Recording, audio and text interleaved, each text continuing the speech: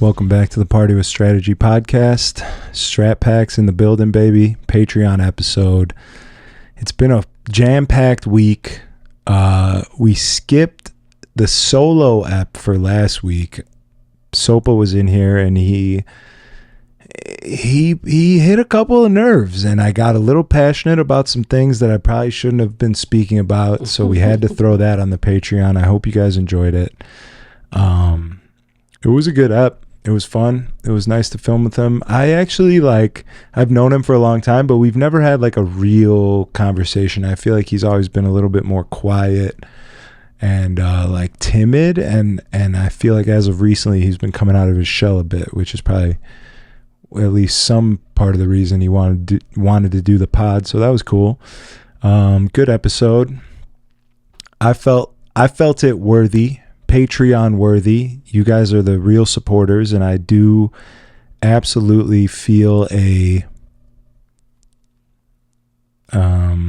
alliance. No, not an alliance. I feel a what's the word I'm looking for?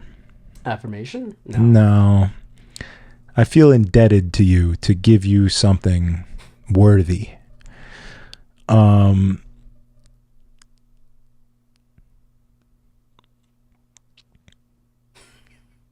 I just stopped talking after that.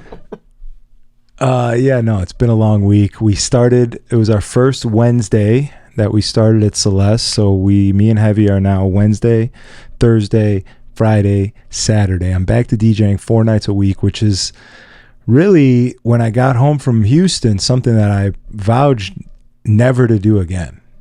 Because the last time I was working that much, I was hating my life. But also, the last time I was doing that, I had no real plan. I had no real goals set. I wasn't working with people that were also on the same page as me, looking to progress forward and level up. And that is something I have now. So that's exciting.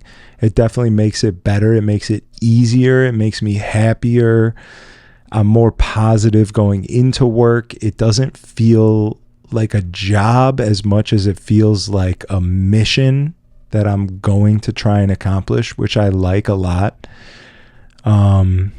We are, in fact, on our way to making Celeste the #1 destination in Chicago nightlife. I say that it just came out. Really, so sorry. And also it's really a feeling like I feel in that room, and it could just be me, but I don't think it is. I think it's real. I think it's real because it's not just me working at that goal. It's everyone in that building. Everyone in that building is working together well and is looking to do the same thing, is to like try and bring fun and excitement and a bubbly feeling in your stomach to going out at night. I remember sometimes getting ready to go out, in 2016, and it was just like I couldn't wait to get out the door. It was exciting. It was like, holy shit.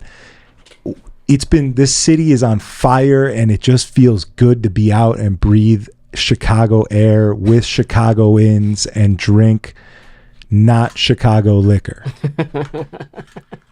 No PBRs? No Malort, no PBRs. We're drinking Blanco. We're bringing Blanco back. But I kind of feel that way about Celeste. And there is little slivers of, holy shit, I don't want to fucking get off my ass and go to work right now. Of course, I don't think you could ever get rid of that. But then getting to work is like, oh shit, I forgot. This is dope as fuck, and I really enjoy this. That's a pretty standard feeling for me, at least, especially with work. Like making a clip. I like to get myself to go and open the laptop and make a clip of this podcast sometimes is like the most grueling thing. For some reason, I reject it so hard. I push it away. I'm like, ugh, I don't want to do that. I'd rather play video games. I'd rather watch a show, whatever the fuck it is that my brain's trying to sabotage me to do. But then if I actually get myself to do it and I'm in Premiere Pro and I'm working on it and I'm stitching together sentences that don't even exist, but they seem seamless, and I'm creating and I'm crafting, I'm like, oh shit, I fucking love this shit. Like, this is awesome. But for some reason before, I just try and convince myself not to do it. I don't know what it is, but that's neither here nor there. Celeste is absolutely, I think, on its way to becoming the number one nightlife destination in Chicago, Illinois. For 4 out of the 6 days, 7 days? Just in general, the way that I would be DJing in Chicago with aspirations to DJ at Excalibur, Spy Bar. No, I was gonna go even outside of the city. How could I'm blanking on the name of this place that was Where? In Houston. What was the big club in Houston that all the Spider and Scene and like all the big open format guys would play at? Aura. Yeah. Like, the way that I had never been to Houston in my life in 2016, but I knew that there was this one club there that if I ever went there, that's where I wanted to go, because the right people were playing there and the right team was running it, or whatever the fuck it was. I knew about it. It had buzz outside of its own city. I think that that's what we are going to turn Celeste into. I think people are going to come to Chicago and want to go to Celeste because of what we, as in me, Heavy, Jamel, Bella, Adam, Carmen, I think those are all the people's names, Arturo, Natter, like anyone there, White Shadow, everybody there is on the same page working towards that, making it something special. And I think that it's coming to fruition and it's going to spread. I can see that. That's how it works. You know what I'm saying? From the decor to the music to the people there to the customers that are coming. Omar, how could I fucking forget Omar? I want to talk about Omar, bro. Absolutely a killer doorman. It was all, Morgan is number one to me. There's no doubt about it. Morgan McMeal, to me, has always been like the doorman of all doormen. He's up there. He's witty. He's fun. He's angry sometimes. He's working hard. Whatever. Like, he's doing work up there. Omar is absolutely doing that and then some. Like, that boy is out there crushing, dog. Like, talking to people, being a positive person. Like, I haven't seen him get mad once. I don't know how he even does it. Working the door is absolutely the toughest job because you just have shitheads that you have to deal with all night, nonstop. People getting kicked out. People telling you that you suck because you won't let them in. Drunk assholes that are walking by talking shit. Like, anything. Just anything could happen on the street. It's mayhem. It's chaotic. And he's out there crushing it, staying positive, and being like, he's the first person you see when you walk up to that place. And truly, I think this whole thing I'm talking about starts with that. Before you even walk in the door, when you're standing on the sidewalk and you're just looking at the doors, you got this man there, and you're like, damn, this dude's cool. Maybe I will go in there. He's telling you how good, how nice you look, how fucking sweet of a couple it is, whatever it is. Yo, come check out this building. Come check out what we're doing in here. We got 4 floors. Start on the first floor, work your way up, and just enjoy. There's different stuff going on. Every floor has its own aesthetic, and they're working hard to keep the vibe different. You feel like you're transporting into different places every floor that you move through in there. And I'm high as hell. And that's just what it is. But yeah, shouts to Omar. I'm very sorry. I can't believe I forgot that. It's dope, bro. It's really dope.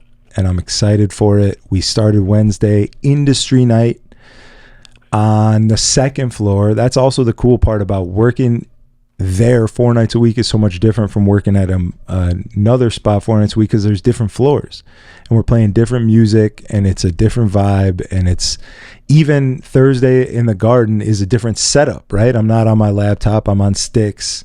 It's fun, it's new, it's exciting. I'm learning again. Like, you forget that learning is a huge part of the fun of doing anything. I think back to like the beginning of DJing, and half of it is just like learning, feeling that feeling for the first time when you do a dope transition or something and someone enjoys it, that exhilarating feeling. Like, you get that from learning. Not, I think the well runs dry if you're just doing it based off of something that you've already done. You're doing the same thing 1,000 times over and over because you're good at it. That feeling of damn, this feels good, I think that well runs dry. For sure. Learning new shit and progressing as a human and as a DJ is dope. Yeah, Wednesdays on the second floor, industry night, 25% discount for the industry. And that's all service industry. That is that's all hospitality industry, which is service, like restaurants and bars and shit, or even hairdressers are included in that because they have to be hospitable people, coffee shop workers, concierge, anyone that's like dealing with other humans and has to be hospitable to them is what is included in industry discount, industry night. I think it's $10 for a shot and a beer, certain special. But I'm going to be honest, to me, a real industry night in this city, at least, is a 50% discount for industry folks. Is food and drink are discounted at 50%. Like that's how I know that you're really opening your doors to the industry. We used to do that. I feel like Bull and Bear used to do it. Butch's used to do it. There's a bunch of key places that definitely did a 50% industry discount. But, you know, inflation's a little crazy right now. Things are pricey, or, you know, whatever you want to say. I pitched the 50% discount as my pitch for doing that night.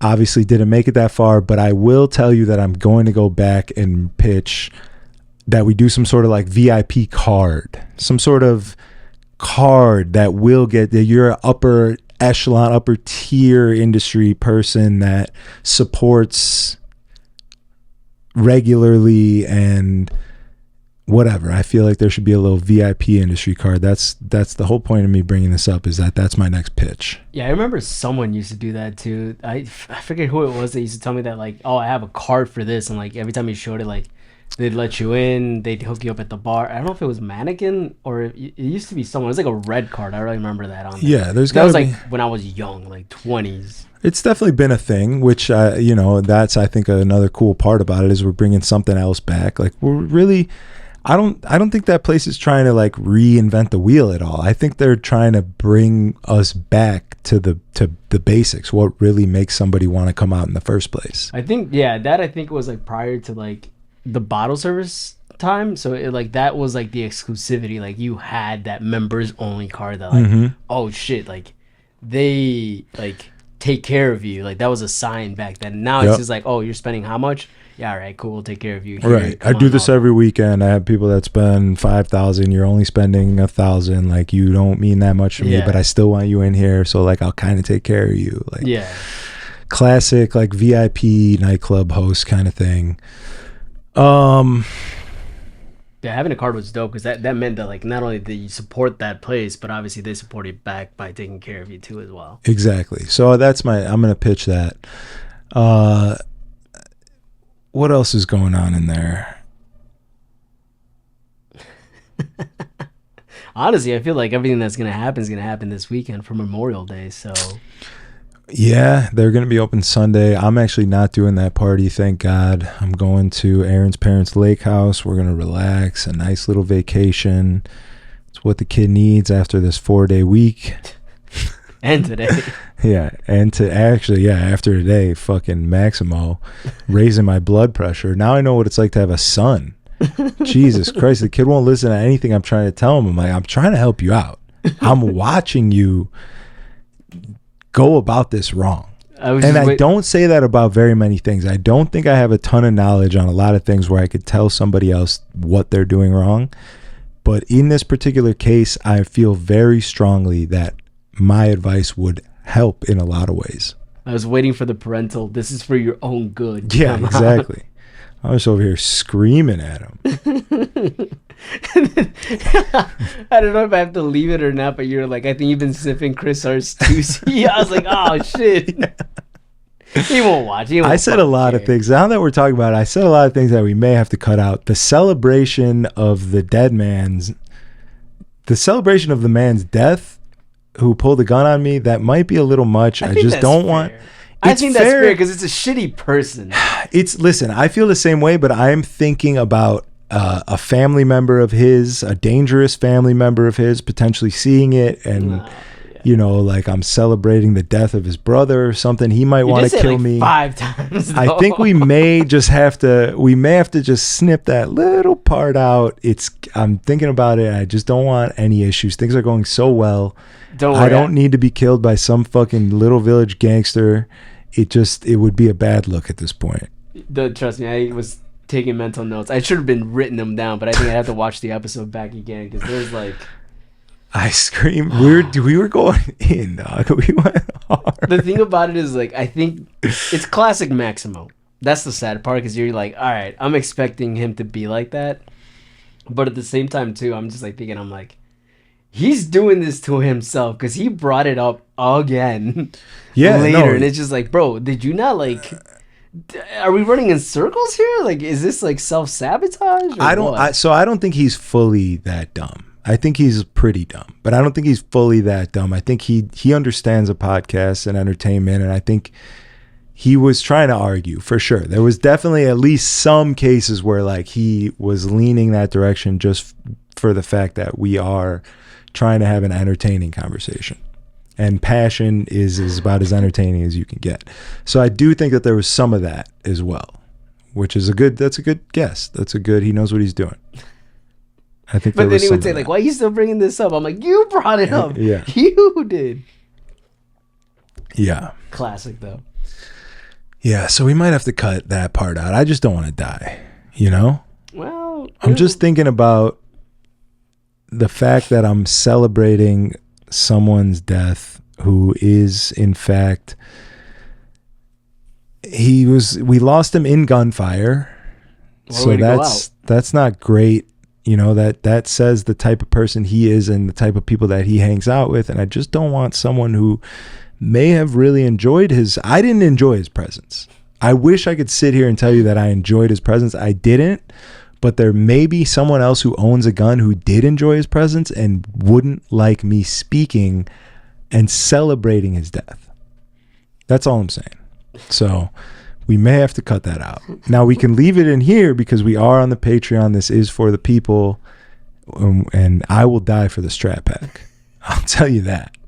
Nice. Oh man. I'm kidding. How about the Ferris wheel video we shot last Monday? It was fun. I thoroughly did enjoy piecing it all together because you did a great job. It fit the vibe. Like, there's something about like just disco and like a carnival. It really like. I think obviously there's always improvement that we can go off of that. Just because I feel like the last 2 shots were dope, but I think the Ferris wheel, I think we could have done it a little bit better, especially with knowing that homeboy was gonna. You bought a VIP ticket. The guy still made us wait. Yeah, that was crazy. I can't even think anyone that was there waiting for a VIP. I mean, what do they only have one cart that has that? Well, yeah, I think that's the problem is that like there's only one cart, so I don't know. Like no one was in it though. He literally could have stopped it. I mean, I don't know. Maybe I'm ignorant. I don't know how that works, but it seemed like he could have stopped it at any moment. Yeah, he didn't. He definitely. They weren't feeling us. You know, they were kind of. I rolled up with the DJ board. You had the camera. They're kind of like. Who are these guys? Like, what are they? They're bastardizing our Ferris wheel. They're just here for content. They're gonna ruin it. We don't want them to promote it, and we're just gonna have more people here. They didn't like us. Which I think is stupid, because I think that's like classic Chicago, that like if they're not getting a cut, they don't give a shit. So it's just like, you're already paying $100+ to get on this fucking cart that apparently there's only one of one. Yeah. But yeah, I think that's the only thing I would have changed, is like probably prepared a little bit better, because it looked dope in there. But if we had like a light, that would have been dope. Yeah. Because you can see like when it's going around like the backdrop of the city, and then it changes to that backdrop. Yeah. But other than that, I mean, obviously, I think it's another one for the books on there. Yeah, you gave me ideas for sure. I got to make some clips. We did it for Long Drink. It was a long day. It was a long wait to get onto the Ferris wheel. Yeah, it fucking was. It was not a long time in between when I had to piss. That wasn't long at all. But that's because I was drinking Long Drink. And that's fine. I will sacrifice the integrity of a good, nice, full-length, one-shot, hour-long DJ video and break it up into 3 different pieces because I had to piss so frequently for Long Drink. The fact is that they couldn't hear what you were saying. I can see it in the video, and I was like trying to like transition out of it so it didn't look like that. But like there was a point in time where like I remember when you just said like, you were pointing at the camera or whatever the fuck it was up top, and you're like, "You think there's a camera in here? I just need to pee really fucking bad." I was contemplating. We were in the Ferris wheel, stopped up top, and I was contemplating peeing in the empty Long Drink can.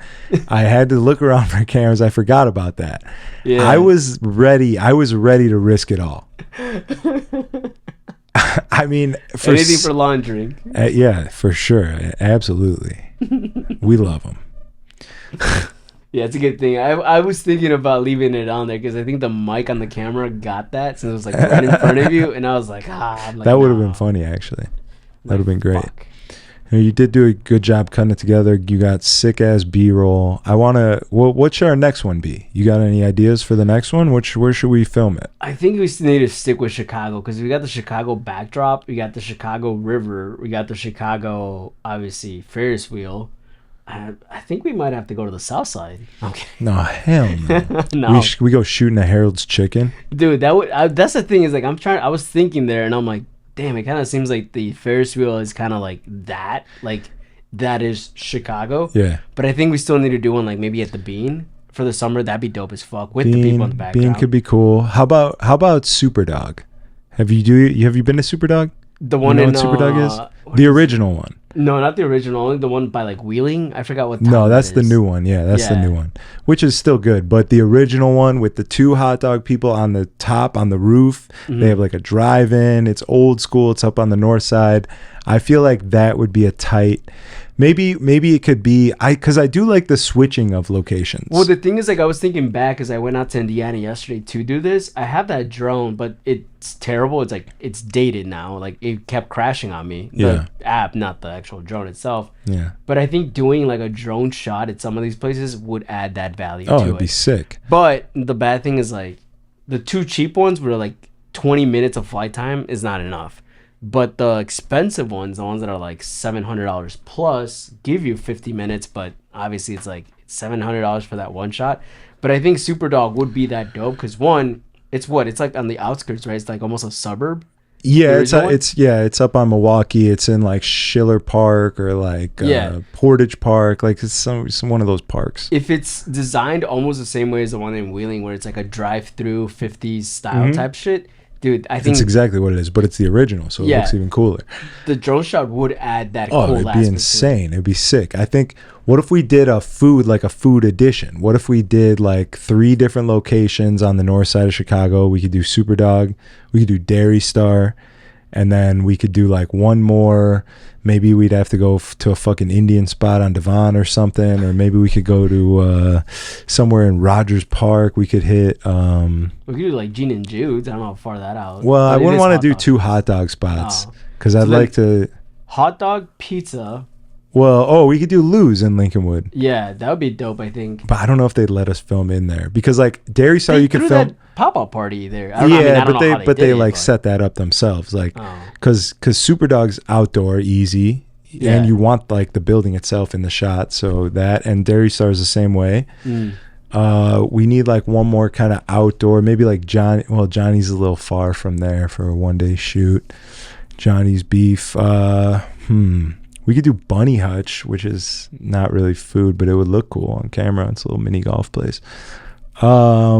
I think anything like Chicago aspect of it would be pretty dope, or even just doing it like an establishment that's pretty dope. Like if it were a bar or like a blues bar would be fucking dope as fuck too. Yeah, maybe 2 outside ones and 1 inside. But yeah, that'd be sick. And I could be like, I'll fucking have a hot dog, I'll mix a song, take a bite. Yeah. I need like something else to do because I'm trying to let these songs play out because I enjoy the full song. I like mixing like that better. I feel like if this mix is for somebody who's listening to it on YouTube and actually wanting to enjoy the mix, it should be longer mixes, longer songs of a more, that's the kind of shit I like listening to. So that's what I want to do.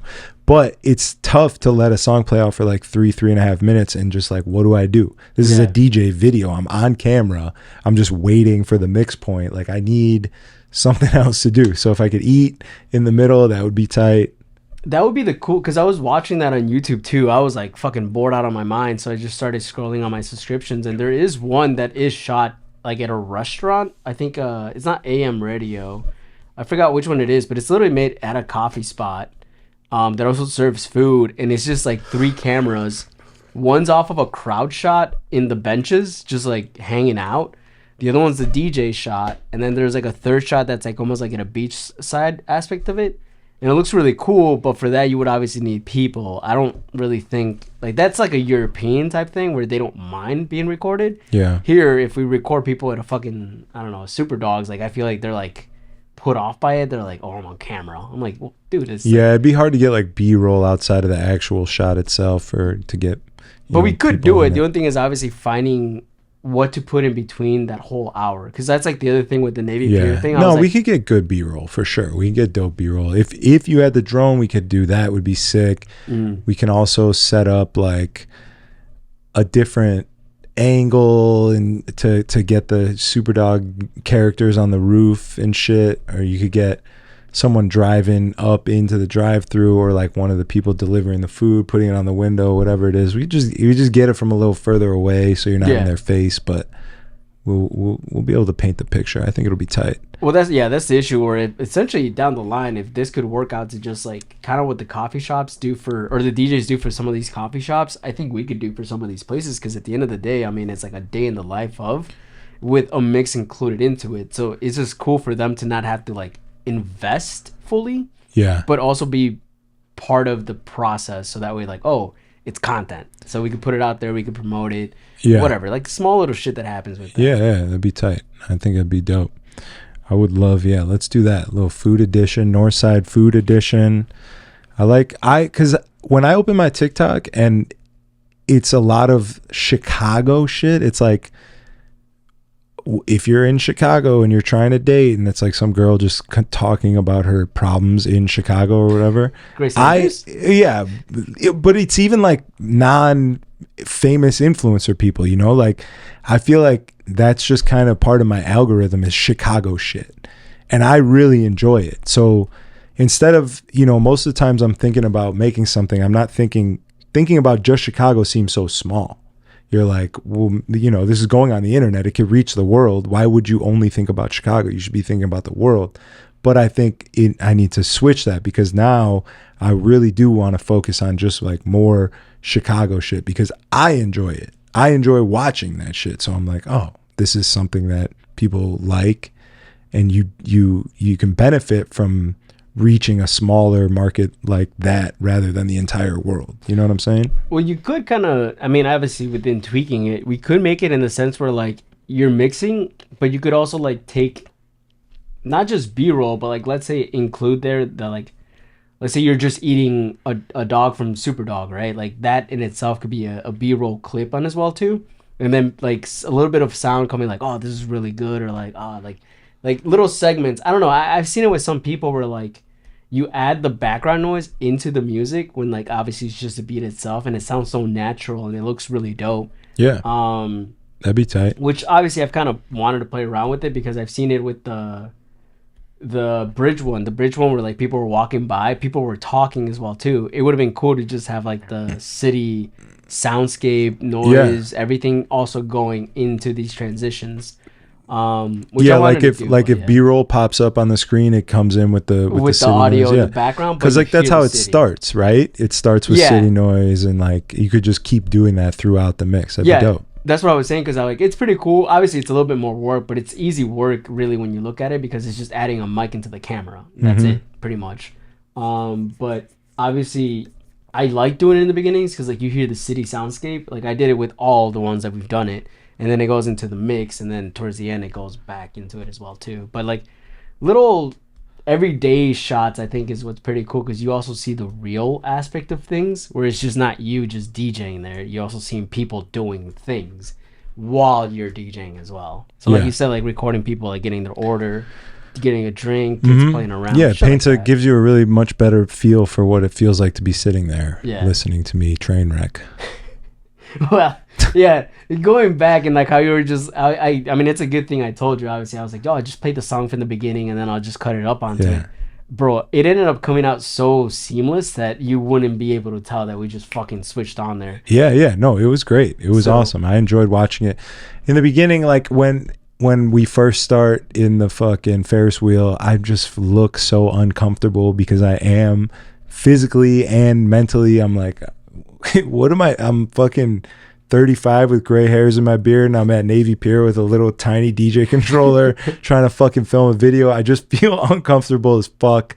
Also, physically uncomfortable just in the chair. Yeah. Also, in the air, I look down, see the floor is glass. I'm fucking in the air. Like everything about it, I just watch the video. I'm like, I look so uncomfortable. That's what I was saying because when I said it on there, I'm like, I don't think it's a really good idea. It's a great shot in theory if the windows you could tell because they're tinted, which I get it. It's the sun. You're up there, obviously on a hot summer day. It's gonna fucking get hot. But I think it took a little bit away from it because it looks so enclosed, and that's with a wide open lens. Right, Like yeah. that shit was wide. Yeah, but yeah, I personally look uncomfortable, and at the beginning I was like, "Fuck, this video is gonna suck." It's like hard to watch because you can see how uncomfortable I look. But then by the time we get to the second part of it, and I'm sitting at the table, and I'm more comfortable on the controller, and I'm fucking scratching and like moving a little bit, and like actually enjoying my time, I was like, "Okay, this is dope. I could get some clips out of this at least." See, I think if we are remaking this, we have to do it at a place either like Castaways or like Homeboy's place. What is it? Shore Club. Shore Club. We're doing a long drink party at Shore Club on June 28th. So we'll film that. So yeah, like just doing that because I think the beach is also a great aspect of it because obviously Lake Michigan is not only iconic throughout 3 different fucking states, but obviously whenever you go to like Chicago, you know, Lake Michigan is the one place that you go in there. I mean, for better or worse, obviously, because it has a weird smell to it, but you're not going to tell on camera. There's a bit of a stench. Yeah, but like seeing that when we first did the podcast with the Landon twins, I think we could perfect it even more now. Yeah, perfect. We're going to do it on the 28th. Yeah. So be ready. So if it's a daytime thing, right? Yep. Yeah, so I think just even getting there, or even if I'm able to, like the day before, like I did this time, just get the B-roll and then fucking do that. Because Yeah. it would be, what, a Saturday? Saturday during the day, yeah. Okay. Well, we'll have to ask for the day off on there, but it's possible for sure. Yeah, you got some time. Yeah, just make a little note of that. June 28th. June 28th. Yeah, so that was tight. Kanye, Dude, he's not doing us a big service right now. He's not doing us any good. He for a while there, you were just kind of like, all right, this guy's insane and he hates Jews and he doesn't make good music anymore. Like, what are we even doing here? What the fuck? bro. Then he dropped Heil Hitler, and I don't want to sit here and tell you that it's a good song because it's not. It's actually terrifying. The No Good Boys sent it to me in the morning and I listened to it in the gym with my AirPods on. Like, this fucking song was like in my head. And musically it sounds so good. The beat goes hard, the way his cadence, the way he's riding the beat, the chant. If it wasn't him chanting about like killing all the Jews, which terrifies me, I would have actually, like, if he was just like, yo, like, shots in the club, Heil fucking howdy doody. Howdy You do- know, howdy doody. I'd be all behind it. But I'm like, holy shit, this is actually terrifying because this song is catchy and like musically good, that if people fucking, if this song like goes hard, like I was just thinking about hearing it in a nightclub. I'm like, I could absolutely hear this song in a nightclub if it wasn't about killing Jews and heiling Hitler. I'm like, it sounds like Carnival, like his last hit, like that. You play that in the club, everyone's fucking chanting it. I'm like, imagine, I'm thinking about hearing it in a club. I'm like, I would be fucking terrified. The wrong message is being sent out, obviously. Yeah, it's crazy. I was like, holy shit, this could become a problem for my people. I felt fear. I was on here the last time, not last week because I was with Sopa, but the one before that. We were talking about the Barstool thing, the fuck the Jews sign that came out in Barstool Philly, and I was saying, like, you know, the internet there's a lot of anti-Semitism on the internet, but in real life I don't feel that. Like I live my life based off of what is actually happening in front of my eyes, not what I see on the screen, and truly in life don't feel a lot of anti-Semitism, so it's not as bad as it looks. Then this came out and it just shook me a little bit. Thank God I haven't like heard anyone bumping it or fucking, it's not, I don't know, it hasn't taken off yet. Hopefully it never does, but that put a little bit of fear in me. That was like, damn. Well, that's what I was going to say. Shit could get kind of scary. I was playing at Treehouse this weekend, and it was pretty good for obviously like being kind of early. And I just have this random dude come up to me, right? And he's like, he was already kind of weird. Like, he looked like a weird guy. And then he's like, yo, bro, like, what's it going to take for, like, you to play, like, Kanye West, Jesus Walks?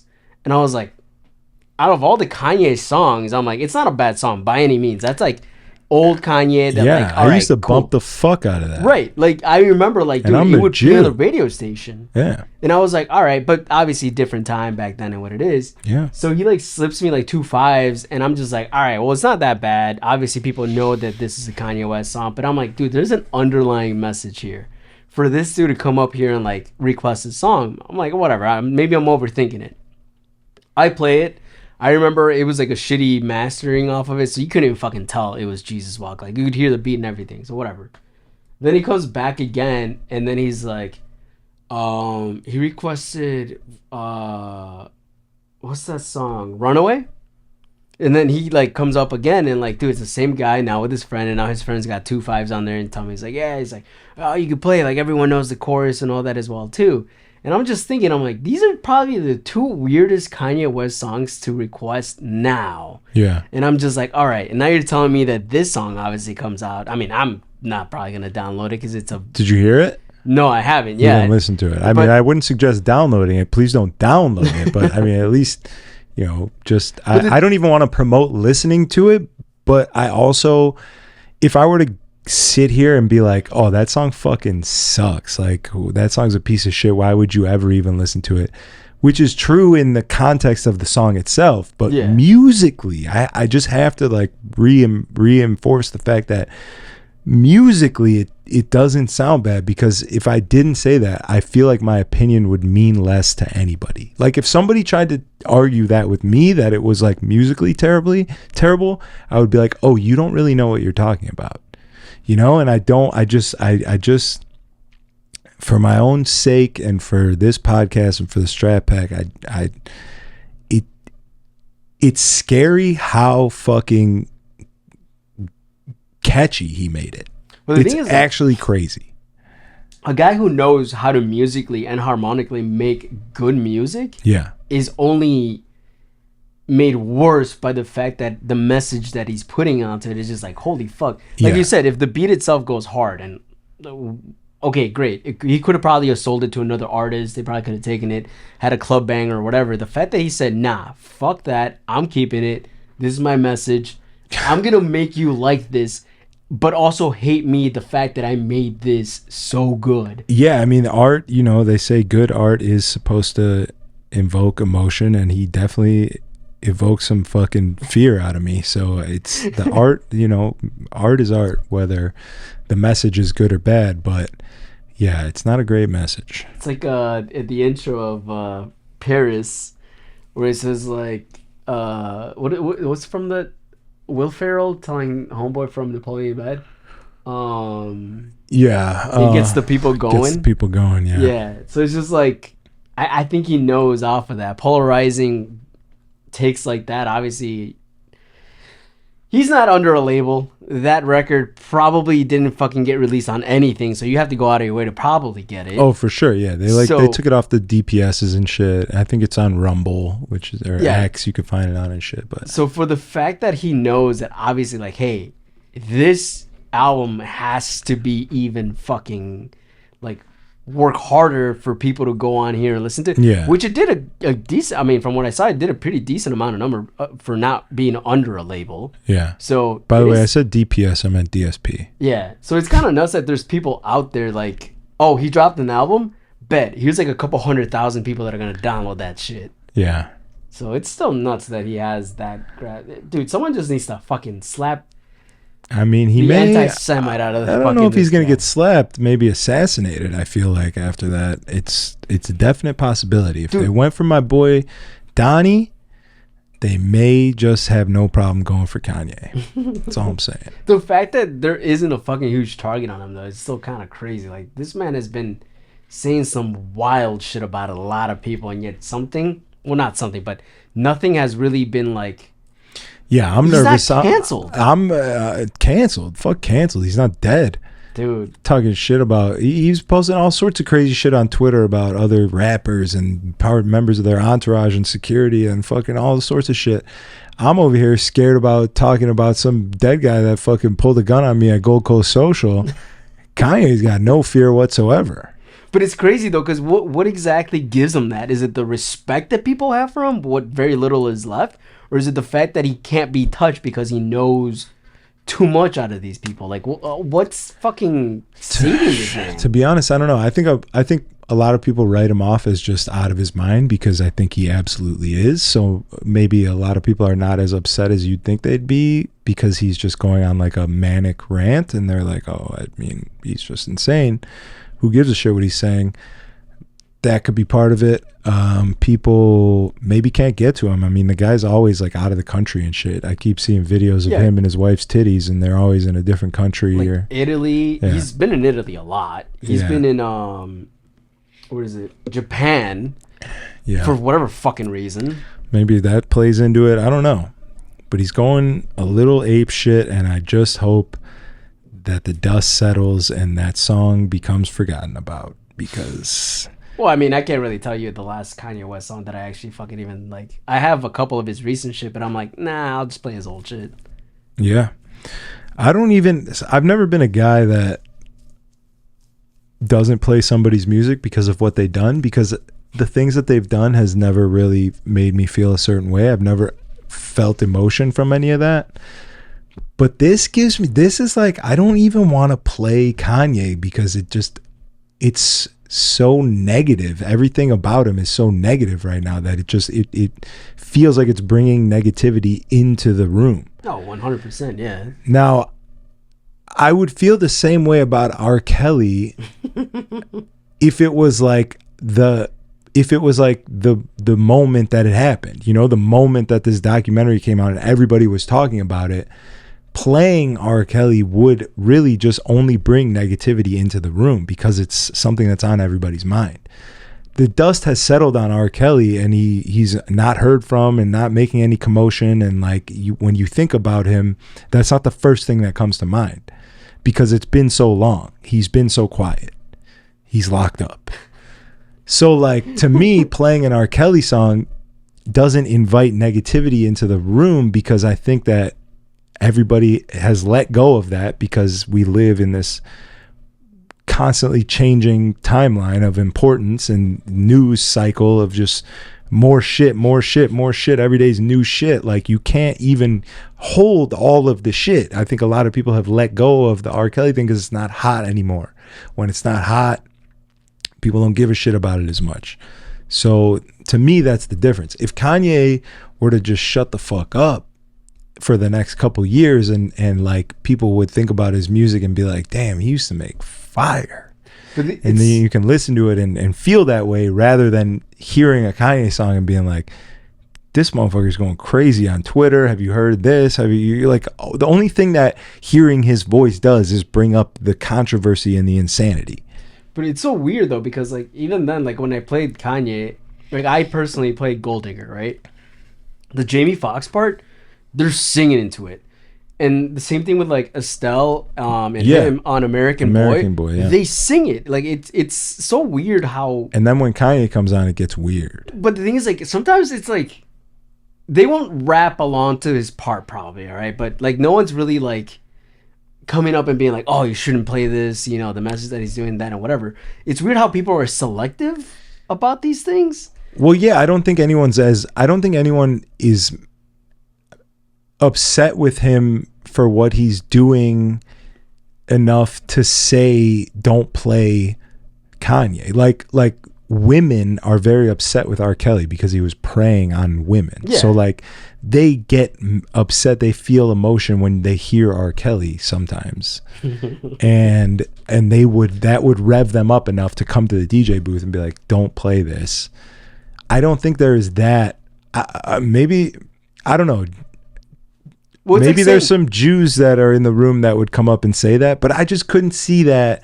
They're like, I don't know. Maybe I'm wrong. I don't know. But that's what I'm saying. Like online, it's fair game. Like, yo, fuck this guy. Of course, online anything's fair game. You're hiding behind a keyboard. Yeah. In real life, you have to put your real face to your words and walk up to the DJ and say, hey, don't play this. Yeah. Nobody should be playing this. And I think maybe if you played his new hit, oh yeah, well, it's not a hit, his new song, that would be emotionally charging enough to get somebody to be like, yo, what the fuck are you doing? But to play his old shit, I don't even think it really charges people emotionally. I think it just distracts them from the good time of music, because now the things that are popping up are just his tweets and shit. It's like removing you from the music and bringing you back to his insanity. Yeah. You know, like it just makes the room feel a little weird. It shifts the energy a little bit. I don't even know if it's something that people notice inside of themselves, because it's not that polarizing. It's not polarizing enough to charge somebody up to be like, what the fuck are you doing playing Kanye? But it just takes them, they're having a good time, they're having fun, and then Kanye comes on and they're like, oh yeah, what? You remember? Like, you maybe even like stop what you're doing to talk about the craziness or something. I don't know. Yeah.